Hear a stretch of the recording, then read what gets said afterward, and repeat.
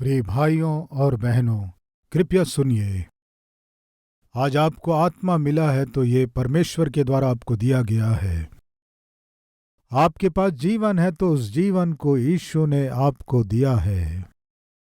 परमेश्वर आपको दिया है। आपको एक जीवन देकर परमेश्वर ने जिस पृथ्वी की सृष्टि की, इस पृथ्वी में कुछ समय निवास करने के लिए परमेश्वर आपको अवसर दिया है। तुम वहां जाओ। मैंने अद्भुत सृष्टि किया है, संसार की सृष्टि किया है। जाकर कुछ समय वहां रहकर फिर वापस आ जाना। इसी उद्देश्य से परमेश्वर आपको इस धरती पर भेजा। कृपया ध्यान दीजिए, ये धरती मेरे और आपके लिए एक सराय के समान है। ये परमानेंट स्थान नहीं है। एक भिखारी एक दिन अपने चटाई को लेकर, पता नहीं उसे कैसे ये संभव हुआ, राजा के भवन में जाकर, राजा के रहने वाले हॉल में जाकर चटाई बिछाकर सो गया। कौन? भिखारी। जब वो इस तरह सो गया, सुबह उठकर वे लोग देखे भिखारी राजा के हॉल में सोया है। सैनिक आकर उसे तुरंत पकड़ लिए। ये बात राजा को मालूम चली। राजा उसे बुलवाया। राजा को बहुत गुस्सा आया उस भिखारी को देखकर। तुम आकर राजा के भवन में सोए, ये सच है क्या? हाँ राजा, सोया। इसे राजा का निवास स्थान समझ रहे हो या सराय समझ रहे हो आकर सोने के लिए? उस भिखारी ने कहा, फिर आप क्या सोच रहे हैं राजा? मैं क्या सोच रहा हूं? ये राजा का रहने वाला भवन है। ऐसे सोच रहे हैं आप? सोचना क्या है, ये सत्य है। पता नहीं राजा, आप राजभवन समझ रहे हैं, लेकिन मैं तो सराय समझ रहा हूं। मेरे घर को तुम सराय कहोगे क्या? सराय यानी जहां कुछ दिन रहकर जाते हैं, उसे सराय कहते हैं। राजा, आप कुछ मत सोचिए। असली में इस राजभवन को किसने बनवाया? मेरे परदादा ने बनवाया। वो हैं क्या? नहीं, वो चले गए। ठीक है, उसके बाद इस भवन में कौन रहता था? मेरे दादा रहते थे। हैं क्या? वो भी चले गए। उसके बाद कौन था? मेरे पिताजी। तो अभी आपके पिता हैं क्या? नहीं, वो भी चले गए। ठीक है राजा, आपके बाद कौन रहेगा? मेरा बेटा, और वे रहेंगे। आप भी जाएंगे? हाँ, एक ना एक दिन जाना है ना। राजा, आपने क्या कहा था? क्या कहा था? ये राजा का भवन है, बोले ना। हाँ। नहीं राजा। क्यों, किस लिए? ये सराय है राजा। देखो, फिर कह रहे हो ये सराय नहीं है। सराय है राजा। सराय यानी जहां कुछ दिन रह के जाते हैं। लेकिन आपके घर में यही हो रहा है ना। क्या हो रहा है? आपके परदादा थे, चले गए। आपके दादा भी थे, चले गए। आपके पिताजी थे, चले गए। अभी आप हैं, किसी ना किसी दिन चले जाएंगे। राजा, तुम्हारा घर ही नहीं, ये धरती भी मनुष्य के रहने का एक सराय है राजा। परमेश्वर ने जो मनुष्य को दिया, एक सराय। प्रिय भाई और बहन, ध्यान से सुने, एक सराय है। यह हमारे लिए परमानेंट स्थान नहीं है, कुछ समय तक रहकर जाने वाला स्थान है। ये शाश्वत काल के लिए नहीं है। शाश्वत काल का राज्य, शाश्वत काल का देश, शाश्वत काल का प्रदेश है, शाश्वत काल का संसार है। उसका नाम बाइबल में क्या है जानते हैं? स्वर्ग। स्वर्ग यानी जहां पर परमेश्वर परमात्मा निवास करता है। परमेश्वर की आशा क्या है जानते हैं? इस सराय में आप हमेशा के लिए नहीं रह सकते, इसलिए आपको अपने स्वर्ग में ले जाना है। ये सोचकर वो परमेश्वर ही आपके पास आ गया। यीशु मसीह इस जगत में क्यों आए, कारण जानते हैं? आपके लिए। परमेश्वर आशा किए आप संसार की यात्रा समाप्त करके स्वर्ग जाएं, लेकिन आप इस संसार में आकर पापमय कामों को करके स्वर्ग जाने के बदले आपके किए गए पापमय कामों के कारण आप नरक जाने वाले हैं। लेकिन वास्तव में इस धरती में परमेश्वर आपको जन्म क्यों दिया? यहाँ से नरक जाने के लिए नहीं। जो मिट्टी है अंत में मिट्टी में मिल जाएगी। ये शरीर कहाँ से आया आप जानते हैं? मिट्टी में से। परमेश्वर मनुष्य को मिट्टी से बनाया, लेकिन अंत में ये शरीर मिट्टी में मिल जाता है। लेकिन आत्मा जिसने उसे भेजा है उस परमेश्वर के पास जाता है। लेकिन हमारे आत्मा को परमेश्वर के पास जाना है, लेकिन ना जाकर इस धरती में हमारे किए गए हर एक पापमय कामों के कारण नरक जाने वाला है। निरंतर परमेश्वर के साथ हमें जीना था, नरक जाएंगे, इसलिए परमेश्वर को यह पसंद नहीं था कि हम नरक जाएं। इसलिए परमेश्वर ने अपने एकलौते पुत्र को हमारे लिए भेजे। आप नरक जाने के लिए पापमय कामों को कर रहे हैं, लेकिन स्वर्ग जाने के लिए आप कुछ नहीं कर रहे हैं। स्वर्ग जाने के लिए आप कुछ कर भी नहीं सकते, क्योंकि स्वर्ग जाना है तो पवित्र लोगों के द्वारा ही संभव है। लेकिन इस धरती में कोई भी धर्मी नहीं है, एक भी नहीं है, सब ने पाप किया है। इसलिए स्वर्ग जाने का चांस बिल्कुल नहीं है। मुझको और आपको स्वर्ग जाना है तो पवित्र किए जाना है। पवित्र किए जाना है तो हमारे पाप क्षमा किए जाना है। यदि हमें पापों से क्षमा प्राप्त करना है तो दंड पाना है।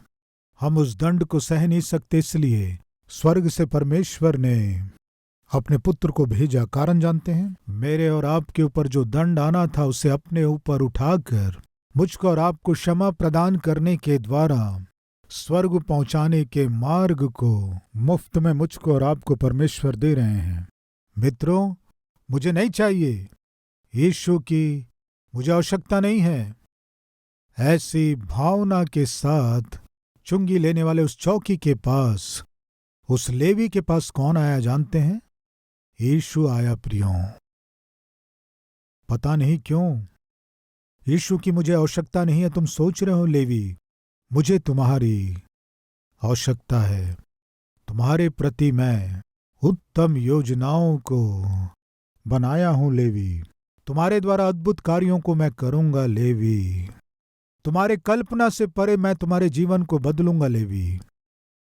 आ मेरे पीछे हो ले। प्रियों, जैसे ही कहा लेवी कह सकता था ना, इस नौकरी को छोड़कर मैं नहीं आ सकता, इस कमाई को छोड़कर मैं नहीं आ सकता, अपनी संपत्ति को छोड़कर नहीं आ सकता, मैं अपने सुख सुविधाओं को छोड़कर नहीं आ सकता। आप जानते हैं मैं दिन भर में कितना कमा लेता हूं? नहीं जानते होंगे। इतना धन छोड़कर मैं नहीं आ सकता, और इस उम्र में तो बिल्कुल नहीं आ सकता। ये कमाने खाने की उम्र है, ये सुख पाने का उम्र है, सुख भोगों को अनुभव करने का उम्र है, बिल्कुल नहीं आ सकता। कहा क्या? यीशु उसे देखकर, किसे देखकर? वो प्रांत पूरा यीशु के पास आने से मैं नहीं आऊंगा, यीशु की मुझे आवश्यकता नहीं है, ये कहकर बैठे हुए उस व्यक्ति से यीशु ने कहा, मेरे पीछे हो ले। इस तरह कहा। उस बुलाहट में जो मधुरता थी, उस बुलाहट में जो महिमा थी, और जो परमेश्वर की सामर्थ्य थी, जब उसे छू ली तब वो तुरंत उस चुंगी के चौकी में खड़ा हो गया। उसके सामने जो पैसों का गल्ला था उसे छोड़ दिया, उसमें के पैसे छोड़ दिया, वो जो नौकरी कर रहा था उसे छोड़ दिया। उस दिन वो यीशु मसीह के पीछे हो लेने का वो निर्णय लिया। प्रियों, जब वो यीशु के पीछे हो लेने का निर्णय लिया, वो एक काम किया। वो क्या है जानते हैं? उसका सब कुछ छोड़ दिया। आप में से कितने लोग ये कहते हैं कि हम यीशु के पीछे चलना चाहते हैं? हाथ दिखाएंगे। बहुत खुशी की बात है। यीशु के पीछे यदि आपको चलना है तो आपको सब कुछ छोड़ना है। वो अपनी स्थिति को छोड़ दिया, अपनी कमाई को छोड़ दिया, अपने धन को छोड़ दिया, अपनी संपत्ति को छोड़ दिया, अपनी नौकरी को छोड़ दिया, और अपना सब कुछ छोड़कर यीशु के पीछे हो लिया। यीशु मसीह प्रचार नहीं किया, यीशु मसीह विनती नहीं किया, यीशु मसीह बार बार जाकर उसे नहीं बुलाया। जब सब यीशु मसीह के पास जा रहे थे, असली में मुझे यीशु की आवश्यकता नहीं है, जो ये सोचकर अपनी संपत्ति को थामा था, अपनी नौकरी को थामा था, उस धन के लालच में जो डूबा हुआ था, उस व्यक्ति के पास आकर यीशु बोले, मेरे पीछे हो ले। बस इतना ही। यीशु मसीह ने उस लेवी नाम के व्यक्ति को केवल एक बार अवसर दिए यीशु के पीछे हो लेने के लिए। केवल एक बार यीशु बुलाने से लेवी नाम का वो चुंगी लेने वाला यीशु की आज्ञा को माना, यीशु के अधीन हुआ, उसका सब कुछ छोड़ दिया। प्रियों, इतिहासकारों ने क्या कहा जानते हैं? चुंगी लेने वाले का काम केवल इतना होता था कि कौन कितना देना है, किससे हमें कितना लेना है, ये सब लिखना ही उसका काम होता है। यीशु ने कहा, मेरे पीछे हो ले। वो अपनी नौकरी को, पैसों को, सबको छोड़कर जब यीशु के पीछे हो लिया, उसके हाथ में क्या था जानते हैं? क्या था? पेन था, कलम था प्रियो। बाइबल के विद्वान कहते हैं उस कलम से ही ये लेवी नाम का व्यक्ति सुसमाचार को लिखा। वो सुसमाचार ही आप नए नियम को जैसे ही खोलते हैं, क्या दिखाई देता है? मत्ती रचित सुसमाचार। असली में ये मत्ती कौन है जानते हैं आप? उस दिन जब यीशु ने कहा मेरे पीछे हो ले, इस तरह बुलाने से जो सब कुछ छोड़कर आ गया था ना, वही लेवी है, ये मत्ती। प्रभु एक बार बुलाने से वो तुरंत अधीन हो गया। वो ऐसा व्यक्ति नहीं था कि जिसके पास कुछ काम ना हो, ऐसा नहीं था कि कमाई ना हो, संपत्ति रहित व्यक्ति नहीं था, पदवी रहित व्यक्ति नहीं था। उसके पास नौकरी थी, कमाई थी, संपत्ति थी, सब कुछ था। इसलिए बाइबल में इस बात को लिखा गया है कि वो सब कुछ छोड़कर एक बार यीशु मेरे पीछे हो ले कहने से आ गया। यीशु मसीह उसे छोड़ दिया क्या? यीशु मसीह तुम्हारे द्वारा मुझे क्या फायदा है इस तरह बोले क्या? नहीं प्रियो, यीशु मसीह उसका उपयोग किए। कैसे उपयोग किए जानते हैं? मत्ती रचित सुसमाचार लिखने के लिए यीशु उसका उपयोग किए। प्रिय भाई और बहन, यीशु मसीह को आज आप चाहिए। यीशु मसीह को आज आपकी आवश्यकता है। आप कह सकते हैं मैं किसी काम का नहीं हूं, मेरे द्वारा यीशु को कोई उपयोग नहीं है, मैं पापी व्यक्ति हूं, मैं गलत काम करने वाला हूं, बुरे काम करने वाली हूं। यीशु या यीशु मसीह की सेवा या यीशु मसीह के राज्य के प्रति मुझे कोई श्रद्धा नहीं है। परमेश्वर की सेवा करने की सोच या आशा मुझ में बिल्कुल नहीं है। एक दिन पहले जाकर लेवी से पूछिए, लेवी हमारे बीच यीशु आ रहे हैं, तुम जानते हो, आने से मैं क्या करूं? अरे भाई, वे अभिषिक्त हैं, मसीहा हैं, परमेश्वर के पुत्र हैं, हमारे प्रांत में आने वाले हैं, तो मैं क्या करूं? तुम ऐसे क्यों कह रहे हो? तुम आकर उन्हें देखो ना। देखने की आवश्यकता मुझे क्यों है? वे अद्भुत उपदेशक हैं, वे उपदेश देते हैं, वो उपदेश मुझे क्यों? ऐसे क्यों कह रहे हो? तुम नहीं आओगे? मुझे आवश्यकता नहीं है। इस तरह निश्चय उत्तर दिया होता। दूसरे दिन यीशु लेवी के पास आकर मेरे पीछे हो ले कहने से उल्टा सवाल नहीं किया और दूसरा कोई विचार नहीं किया। मेरे परिवार का क्या होगा, मेरी नौकरी का क्या होगा, मेरे भविष्य का क्या होगा, असली में मैं कैसे जीऊंगा, ये सब कुछ नहीं सोचा। यीशु के बुलाते ही तुरंत लेवी अपना सब कुछ छोड़कर यीशु के पीछे हो लिया और यीशु के 12 चेलों में से एक लेवी था, यानी मत्ती। प्रिय भाई और बहनों, आप क्या करना चाहते हैं? भविष्य में आपकी योजना क्या है? आपके जीवन के प्रति आपका लक्ष्य क्या है? एक अच्छा डॉक्टर बनना चाहता हूं, एक अच्छा इंजीनियर बनना चाहता हूं, अच्छे एमएनसी कंपनी में नौकरी करना चाहता हूं, सिविल से एग्जाम देना चाहता हूं, ग्रुप्स के लिए प्रिपेयर हो रहा हूं।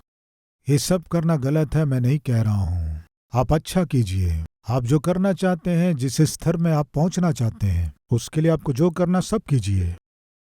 लेकिन एक बात नहीं भूलना, आप जहां भी रहें, प्रभु यीशु मसीह के गवाह के रूप में आपको जीना है, इस विषय को ना भूलें।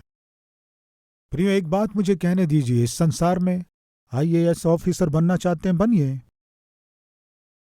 50-60 की उम्र के बाद आप क्या होंगे जानते हैं? रिटायर्ड। क्या कहेंगे आपको? Retired IAS officer. आईपीएस बनना चाहते हैं, बनिए। Retired IPS officer. Retired retired retired. MLA बनना चाहते हैं क्या? बनिए। एमपी बनना चाहते हैं, बनिए। लेकिन हारने के बाद एक्स एमएलए, एक्स एमपी, पूर्व मंत्री, पूर्व मुख्यमंत्री, पिछला गवर्नर, पूर्व प्रधानमंत्री, पूर्व राष्ट्रपति, सामान्यतः इस संसार में लोगों के द्वारा चुना गया व्यक्ति पदवी समाप्त होने के बाद पूर्व मंत्री, पूर्व एमएलए, पूर्व एमपी, भूतपूर्व भूतपूर्व भूतपूर्व। लेकिन परमेश्वर यदि आपको चुना है तो भूतपूर्व पास्टर को कभी देखे हैं क्या आप? देखे हैं? भूतपूर्व सेवक को आप देखे हैं? रिटायर्ड प्रीचर को देखे हैं? रिटायर्ड पास्टर को देखे हैं? रिटायर्ड एवेंजलिस्ट को देखे हैं? नहीं देखे होंगे। जब परमेश्वर चुन लेता है, उस परमेश्वर के बुलाए गए बुलाहट में रिटायरमेंट नहीं है प्रियो। जीवन के अंतिम सांस तक आप प्रभु की सेवा कर सकते हैं। अंतिम सांस तक परमेश्वर के गवाह के रूप में जी सकते हैं।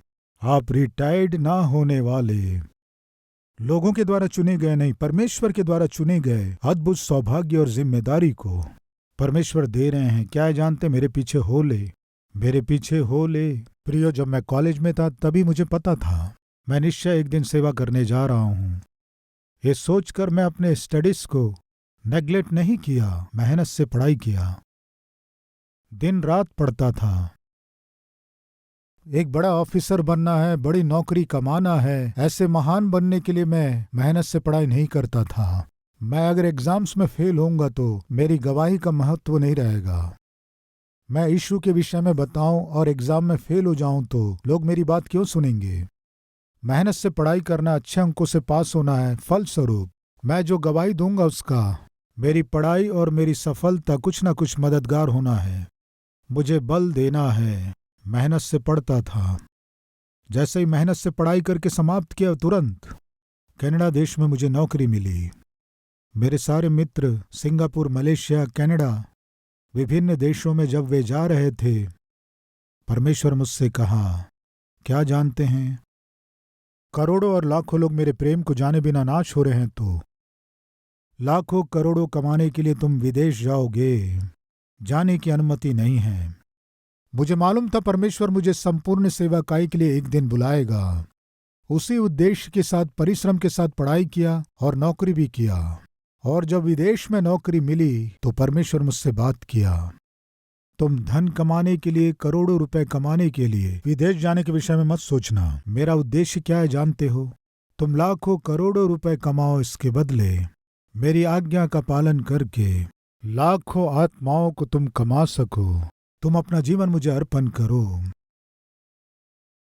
लगभग 27 वर्ष पहले प्रियो, ये बिल्कुल आसान नहीं था। उस दिन मेरे इस संसार के आशीषों को, दिए गए नौकरी को, संपत्ति को छोड़कर मेरे जीवन को पूरी रीति से प्रभु को अर्पण करके, प्रभु आपकी इच्छा ही मेरी इच्छा है, आपके उद्देश्य के मैं अधीन होऊंगा, ये सोचकर मैं अपने जीवन को उस दिन संपूर्ण रूप से परमेश्वर की सेवा करने के लिए अर्पण किया। प्रियो, मैं कल्पना नहीं किया कि परमेश्वर मुझे इतना आशीष देगा, इतनी बड़ी आशीष देगा। अगर उस दिन मेरे परिवार के लोग या मेरे रिश्तेदार उनकी मर्जी, उनकी आशा के अनुसार, नहीं तुम पढ़ाई किए हो, हमने मेहनत से पढ़ाया है, तुम उपयोगी बनोगे, हम आशा किए, अभी तुम्हें विदेश में नौकरी मिलने से, सेवा कहने से कैसे? अगर सेवा करना है तो नौकरी करो, रिटायर्ड के बाद तुम सेवा कर सकते हो, तुम नौकरी करते हुए सेवा कर सकते हो, ये सम्मति बहुत से लोग दिए। लेकिन इन सब से उत्तम थी परमेश्वर की सम्मति। उस दिन यीशु मुझे बुलाया, मैं उसके अधीन हुआ। मेरे सारे अवसरों को मैं छोड़कर प्रभु के बुलाहट के अधीन होना मैं सौभाग्य समझा। मैं कल्पना भी नहीं किया इतनी बड़ी योजनाएं परमेश्वर की मेरे प्रति है। प्रिय भाइयों और बहनों, आपके प्रति भी परमेश्वर की उत्तम योजनाएं हैं, उत्तम उद्देश्य हैं। प्रिय दोनों भाई एक ही समय में उद्धार को पाए। बड़े भाई ने कहा, मैं राजनीति में जाऊंगा। जाके क्या करोगे? राजनीति में सफलता पाऊंगा, विजय पाऊंगा, एक नेता के रूप में सफल होऊंगा। ठीक है, तुम क्या करने जा रहे हो? परमेश्वर मुझे सेवा में बुला रहा है, सेवा करूंगा। सेवा करोगे तो तुम 10 लोगों के बीच, 50 के बीच, 100 के बीच कर सकते हो। मेरे साथ राजनीति में आ जाओ, हजारों लोगों की सेवा कर सकते हो, लाखों की सेवा कर सकते हो। आओ। परमेश्वर यदि मुझे राजनीति में जाओ कहता तो मैं जाता, लेकिन मुझे सेवा में बुलाया, इसलिए सेवा में जाऊंगा, सेवा ही करूंगा।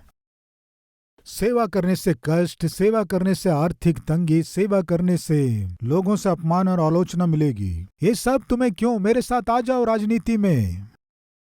नहीं आ सकता तो जो करना करो। एक सेवक बन गया और एक राजनेता बन गया।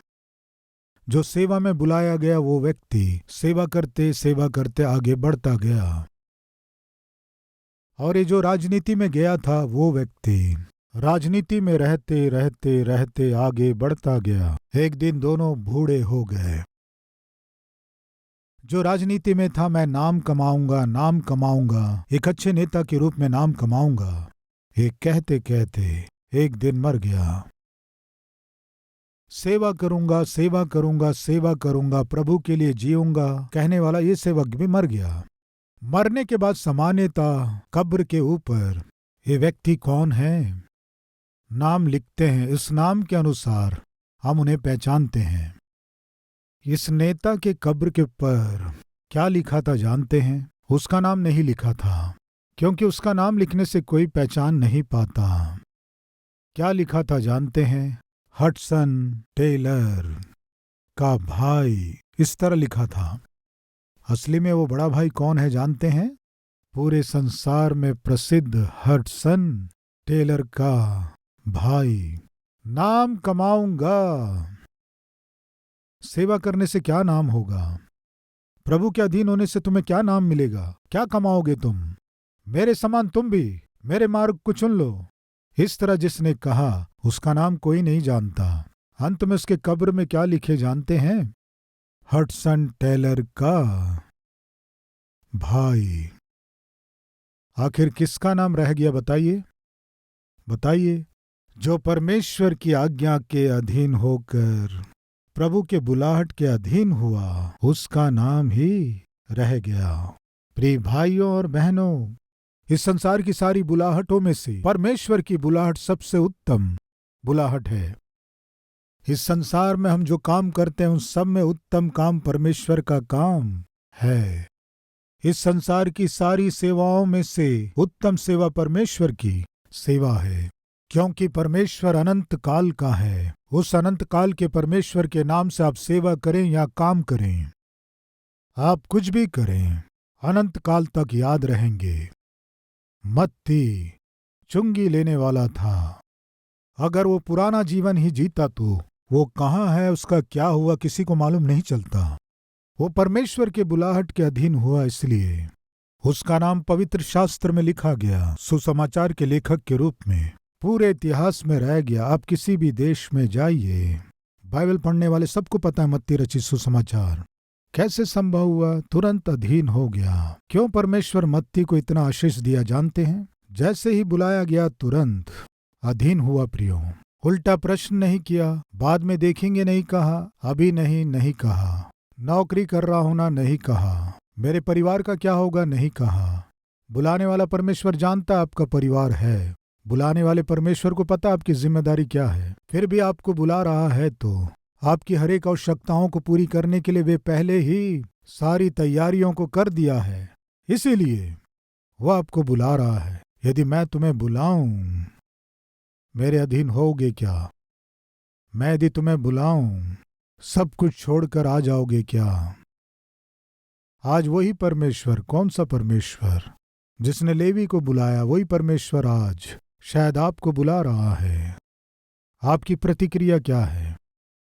आपका उत्तर क्या है? आइए हम प्रार्थना करें।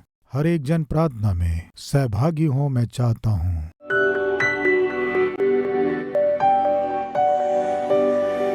महान पवित्र प्रेमी परमेश्वर पिता, उस दिन उस प्रांत के सारे लोग आपके पास जब भीड़ की भीड़ इकट्ठी हुई, यीशु की मुझे आवश्यकता नहीं है, वो उपदेशक और उनका उपदेश मुझे नहीं चाहिए, ये सोचकर अपनी कमाई पर, अपनी नौकरी पर जो भरोसा किया, और वहीं बैठा रहा ऐसे व्यक्ति को आपने कहा, मुझे इसकी आवश्यकता है। चुंगी के चौकी के पास बैठे हुए उस लेवी के पास आप गए। प्रभु आप कितने तरस खाने वाले हैं, कितने प्रेमी प्रभु हैं। उस दिन आप प्रकट किए, आज फिर से हमारे पक्ष में भी प्रकट कर रहे हैं। इसलिए हम जिस हाल में हैं अपने आप को आपके हाथों में सौंपते हैं। पिता, आज जितने लोग अपने जीवन को फिर से अर्पण कर रहे हैं और जितने लोग पिता अपने जीवन समर्पण कर रहे हैं, उनके जीवन को आप ग्रहण कीजिए। पिता, आपके गवाह होकर जीने के लिए, आपकी सेवा में सहभागी होने के लिए हम तैयार हैं। इस तरह आपके सम्मुख जितने लोग प्रार्थना कर रहे हैं, हमारे प्रिय भाई और बहन, इन सब के लिए मैं आपका धन्यवाद करता हूँ। पिता, उस दिन आप लेवी को बुलाए, वो आपकी बुलाहट के अधीन हुआ और आप उसे सुसमाचार लिखने वाले मत्ती के रूप में बदल दिया। आपका धन्यवाद। यीशु मसीह के नाम से मांगते हैं पिता, आमीन। प्रिय मित्रों, इस संदेश के द्वारा आप आशीष पाए हैं तो लाइक कीजिए, सब्सक्राइब कीजिए, शेयर कीजिए। इस संदेश के द्वारा आप कैसे आशीष पाए हैं कमेंट कीजिए। कल सुबह फिर मिलेंगे, तब तक के लिए शलोम।